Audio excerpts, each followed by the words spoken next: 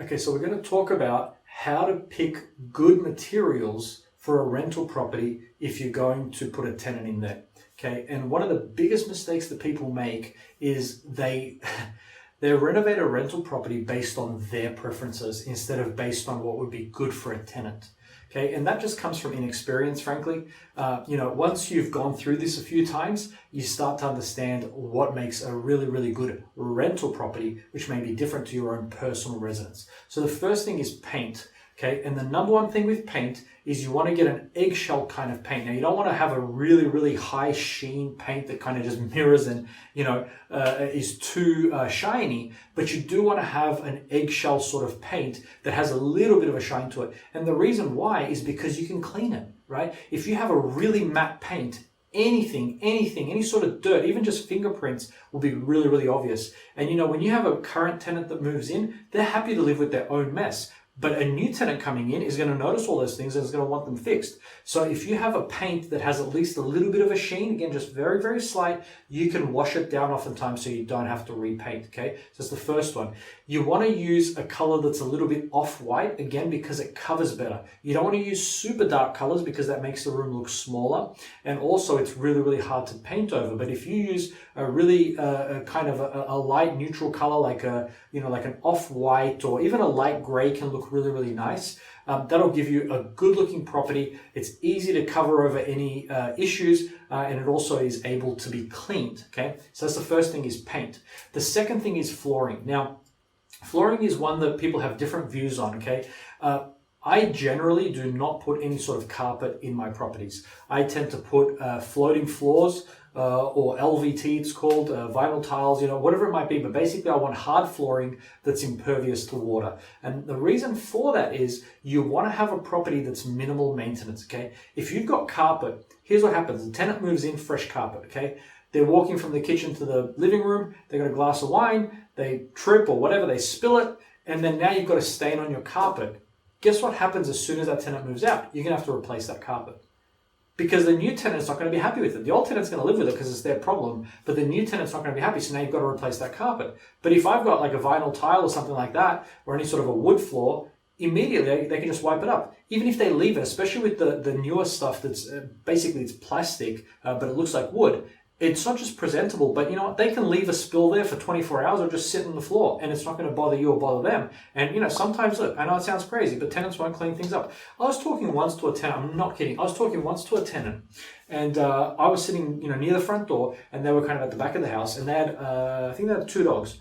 But anyway, I was talking to this guy and right behind him, his dog decided to pee on the floor, right? We had hardwood floors. So this wasn't the cheap stuff. This was nice stuff, right? His dog peed on the floor right behind him. And I'm like looking at him and he's like looking at me, right? It's a lower income area.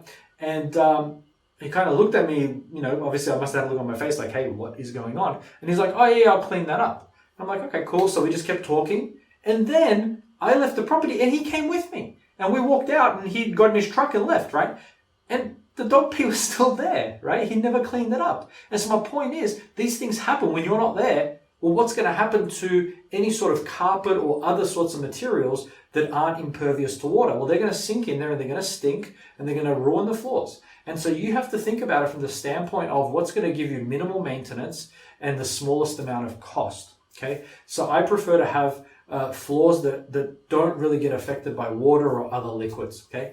And the last one to really think about is landscaping, okay? Oftentimes, tenants, although they may be responsible for cutting the grass and all that sort of stuff, they're not going to do it, okay? They're just not going to do it. And so as much as possible, if you can have a maintenance-free property as far as grass and weeds and flowers, and oftentimes people say, well, I want to do this, I want to make it look like that. Again, that's not what you want to do for a rental. You want to maximize your income and minimize your cost.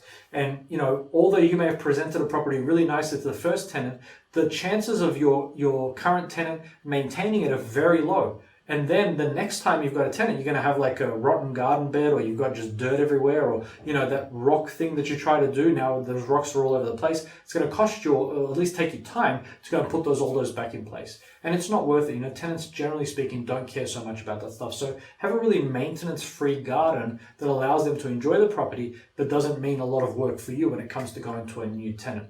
And then the last one that I'll say is just think about the kitchen, okay? The kitchen and the bathroom is where most of the money is spent. And so you want to have tiles in the bathroom, right? Don't just go for the cheapest stuff that you can find, or the cheapest shower base or whatever. Think long term. Sometimes it is cheaper to spend a little bit more money up front rather than doing lots and lots of repairs every time. And I've seen so many owners go on the cheap thinking that they're going to save money. Here's a really good example. I did a renovation on a house, and we basically changed out a bunch of things. We repainted it, put new floors and everything else. But then we had a toilet, and then we looked at the toilet, and the base of the toilet had a lot of silicone, corking around it. And my contractor said to me, hey, we should change out this toilet. And I said to him, but why? It looks fine. And he said, here's the thing, right? You've put new floors in the house. You've got, all the stuff that you've done to it. This toilet, I can tell it's been repaired a bunch of times, right? Now, it may still be fine, but it's $300 to change out a toilet. If I put in a new toilet and seal it properly, you're not going to have a problem with it for 5 years. But if I don't, and then something happens, the water could leak underneath the toilet, you won't even see it, and it's going to go under all your floors and cause you problems throughout the whole house, and the tenant may not even know what's happening.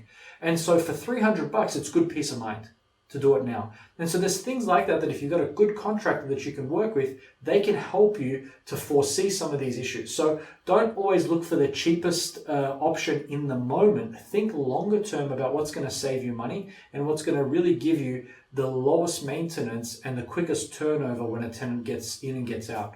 So hopefully this helped you. See you next time.